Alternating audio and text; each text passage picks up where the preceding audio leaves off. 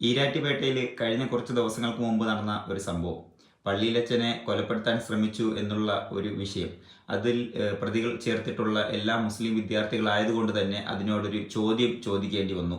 അപ്പോൾ മുഖ്യമന്ത്രി പിണറായി വിജയൻ പറയുന്നത് കേട്ടു, അത് തെമ്മാടിത്തരമാണ് കാണിച്ചത്. വിദ്യാർത്ഥികൾ മുഴുവനായിട്ടും, അത് മുസ്ലിം വിദ്യാർത്ഥികൾ മാത്രമേ ആ കുറ്റത്തിൽ പങ്കെടുത്തിട്ടുള്ളൂ എന്നുള്ളതാണ് മുഖ്യമന്ത്രി എടുത്തു പറഞ്ഞത്.